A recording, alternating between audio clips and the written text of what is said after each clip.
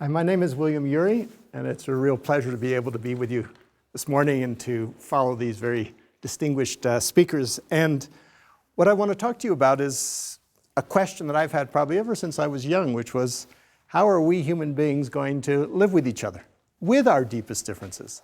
How are we going to actually harness our differences to make for a better world for everyone? And that's the question I asked myself when I was young and when I was your age. And it's something I've followed ever since. By training, I'm an anthropologist. I studied anthropology to study that question. By profession, I'm a mediator, which means I work at helping people deal with their conflicts. And I've worked in a whole variety of situations, from family feuds to labor strikes to political strife to civil wars, the Cold War. And I've spent about 35 years doing that. And I still have that question. And to me, this is the question that faces our generation, which is, we now have weapons that are incredibly destructive. And there's a race going on right now. Are we going to actually invent better ways of dealing with each other and dealing with our differences and living with our differences? Or are we going to perish? And to me, that's the challenge that faces us right now at this moment in our human evolution. And so I'd like to begin this talk, actually, which is about American politics, by going back, rewinding the history tape about 218 years, and remembering a letter that was written by an old man. And in this letter, this man called himself, he said, think of me as an old and friendly, an old friend, really, an old friend who's sharing some thoughts with you. And this was a man who had served his country courageously for about 45 years. And he was thinking of the future. He was thinking of us today, actually. He was speaking to us today. And what he said was, the message he wanted to leave us was, he said, that is, and I'll use his words, actually. He said, it is of infinite moment. In other words, nothing could be more important, that you should properly estimate the immense value of your national union, of our unity as human beings, our unity as citizens of this republic, to the immense value of your national union, to your collective and individual happiness. That's the message he wanted to leave us, was that there was nothing more important than our unity. And then he went on to warn us of what he called the alternate domination of one faction over another, sharpened by the spirit of revenge, natural to party dissension, which he called a frightful despotism. And what he said was, it serves always to distract the public councils and enfeeble the public administration. He said, it agitates the community with ill-founded jealousies and false alarms, playing just to fear, basically. And it kindles the animosity of one part against another. Does that sound familiar, 218 years later? And what he ended his letter by expressing the hope that his words might be productive of some partial benefit, some occasional good, that they may now and then recur to moderate the fury of party spirit.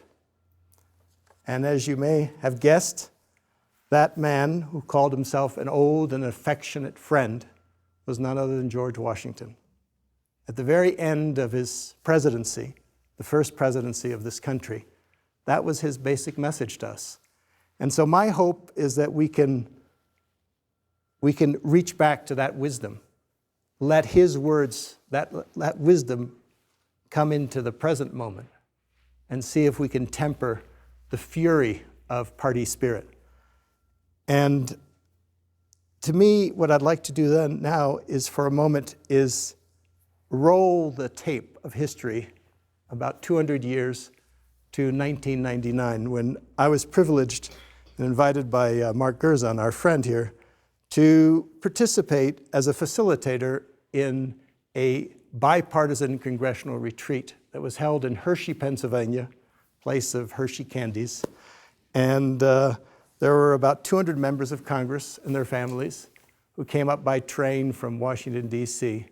And the very first evening, Mark had asked us to divide up the groups, and so each of us facilitators had about 4 members of Congress who were Republican, 4 members of Congress who were Democrat, and often their families were there, and we were sitting around in this kind of circle, and the idea was to kind of break the ice. And it was interesting to me, on that train coming up from DC, one member of Congress remarked to me, because Congress had just then gone through a very bitter episode of the impeachment process of President Bill Clinton. And one member of Congress said to me, "You know, Bill," he said, "in this 2-hour train ride, I've spent more time talking with members of the other party than I have in all my years of Congress, in the last 4 years at least." And you know, that was the occasion, and that unfortunately is the situation still today. Well, anyway, so I was kind of facilitating this group, and here we were, you know, 8 people, or actually more because there were some spouses and so on, and we were sitting around a circle, no podium, no table, and you know, there's a little bit of tension in the air because they hadn't really been talking, and there was some kind of like nervousness and stiffness. But the image that I always take away is that one of the members of Congress had failed to find a babysitter for her 6-month-old baby. And so she didn't know what to do with her baby, so she put the baby in the middle of the circle on the floor there. And the baby was kind of like cooing and squiggling and whatever. And while all these members of Congress, all these political leaders were in a circle. And what I watched is the effect of that baby on these members of Congress. Talk about humanizing. It basically, hostility dissolved. It was very hard to say an ill word when you have this baby in the middle of the room. And to me, I've always taken that away as a symbol, because that's essentially what's being called for, is that baby represents the future. That represents the future that George Washington was talking about. That's the future of our country. And somehow, what that baby did was she played that role of giving us perspective. What is this all about? I mean, why are we living here? Why are we working in politics if not to make a better world for that baby and the next generation? So for me, that is really one of the keys. The key challenges that we face is, how do we create that kind of perspective as we engage in politics? How do we remember what is truly important? And that baby was just a way of reminding us of what is truly important in this life. What is truly important in politics? What are we actually trying to do here? And how do we create a world in which the life for the baby, for the youth, is going to be a better world? The kind of world that George Washington, 218 years ago, was hoping, an America that is actually united. And so that brings me back to my own background, which is, as I mentioned, I started with that question when I was in college about how are we human beings going to deal with our differences? How are we going to deal with our disputes? Not to suppress the differences, but actually, how do we harness the differences and actually make them into something positive? And I had the great fortune of meeting, when I had that question, I was studying anthropology, of meeting a professor in a law school, Professor Roger Fisher, and he and I started working on a field that didn't really even have so much of a name yet, but it was the emerging field of negotiation. And we worked on it, and we taught it, and we wrote a book together. And that book was called Getting to Yes. And what was the essence of this method? The essence of the method of getting to yes is not what's often done in Washington, which is where they talk about compromise, and compromise just means it's kind of a split the difference solution between one side and the other, which leaves both sides dissatisfied often. But it's not that compromise is a bad word, although in many quarters it's considered a very bad word, to compromise your values. But what we were looking for were methods that would produce genuine solutions. And I remember there was a story kind of an emblematic story that we liked, that came from probably one of the very earliest management theorists in this country, who was a woman, actually, who lived in Boston a little more than a century ago, whose name was Mary Parker Follett. And she was once in a library just like this, a university library at Harvard. She was watching two students get into a quarrel because one wanted the window open, and the other one would go and shut the window. And then the other would go and open the window, the other would go and shut the window. Finally, the librarian comes over and she asks the first student, well, why do you want the window open? He says, well, I want some fresh air. I need some fresh air. She asks the second one, why do you want the window closed? He said, well, the draft is blowing my papers around. So then she asked the question, well, how do we get you fresh air without you a draft? They talk about it for a while, and then one gets an idea, disappears into the room next door, opens a window there, thus providing fresh air for the first student without a draft for the second. Now, in that very simple solution, that very simple story, you see what's happening here is we often start, as in politics, we start with two positions. There's the Republican position, there's the Democrat position, you start with two positions, and they get into a big quarrel, they bother everyone. But the whole idea of getting to yes is to look behind those positions for what are the underlying interests? What do people really need? What are the real needs there? In one case, it was fresh air. In the other sense, it was no draft. By asking that magical question, why? And by doing that, you end up with a solution that's not just a half-open window, which is a compromise, which might be too much draft, not enough fresh air, but a creative, innovative, integrative solution, like an open window in the next room. So my question is, what does it take for our politics to be able to do that very simple process of going behind our positions, the things we say we want, the things we demand, the positions we take on various policies, try to understand the interests of both sides, of all sides, in fact, because there are many parties, and then try to tap into our innate human creativity to see if we can come up with solutions that are better for everyone. So that's the challenge. And then, if I may just go fast forward a few years beyond Hershey, a group of us, in fact, many of us, some here in the room, some of the speakers and so on, we got together and we decided, let's run a series of experiments. Let's just see if we bring people together from right and left and from different parties together.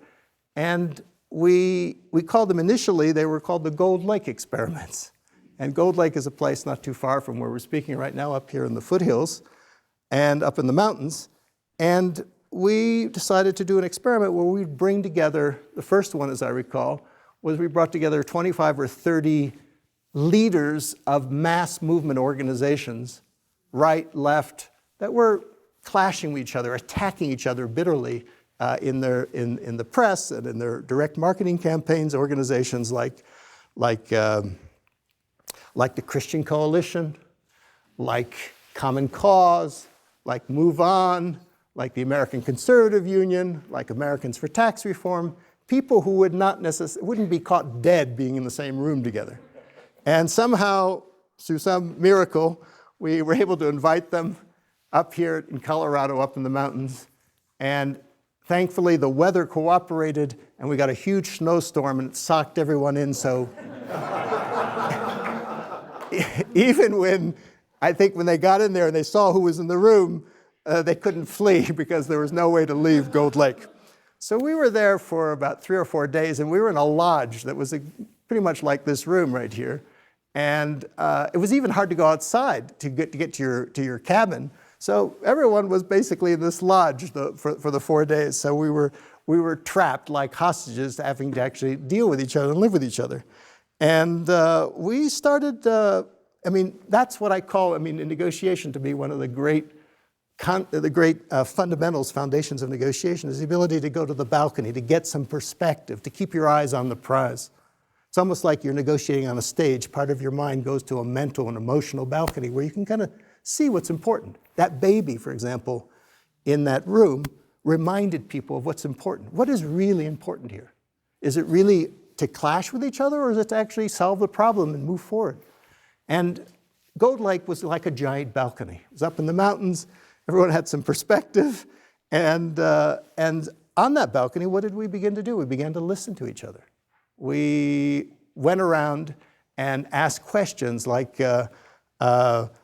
how did you get involved in politics? Why did you go into public service in the first place? People told stories, personalized, humanized, and you begin to see that's not just a cardboard figure, that's a human being, and asked people, what values, what is it you really care about? And found out, hey, there's actually more that we're concerned about. Then talk about, what are your concerns about what's happening to this country and the polarization?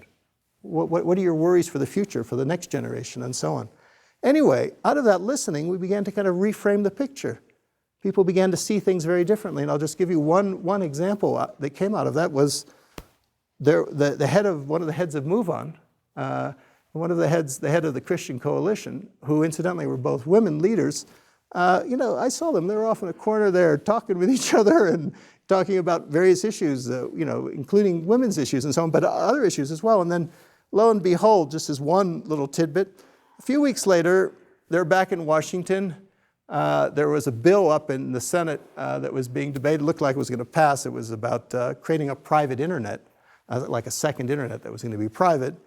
And suddenly, when there's this congressional hearing, Senate hearing, suddenly Move On from the left, Christian Coalition from the right, joined together and lobby jointly against this legislation. Well, you put yourself in the shoes of a senator. When you see Move On and Christian Coalition together, and it's such an unlikely combination that they fled from that bill as fast as they could. So that's the power here. That is the real power, which is we need like 1,000 Gold Lakes. We need to institutionalize that kind of process happening at all levels of the society, to have those conversations where we can get on a balcony, get a little bit away from the madding scene, listen to each other, truly listen to each other, see the picture in a different way, and begin to work together. It's not to ignore our differences, but to see where we can actually solve problems together. And if I may conclude, I'd like to, because we're at University of Colorado, and I remember, some people here will remember, there was a great professor here who taught here for many, many years. His name was Kenneth Boulding. And he once said, he was a professor of economics and of peace theory, and he once said, what exists is possible. This is also, Gold Lake, those things existed. But even on a larger scale, I'm remembering now, since I'm thinking historically, this is the 50th anniversary of what I would call not just a bipartisan, but a transpartisan cooperation of immense moment to the country, which was the passage of the 1964 Civil Rights Act. Many people may not remember the history so well. Many people associate it with Lyndon Baines Johnson and so on. But the real truth is it was passed through transpartisan cooperation. It was leaders, for example, conservative leaders like Everett Dirksen, Republican from Illinois, like William McCullough, another diehard conservative from Ohio, who approached the Kennedy administration, the Johnson administration, and said, look, we can work together. Because up to then, every civil rights bill had been filibustered in the Senate. It ended, it died right there.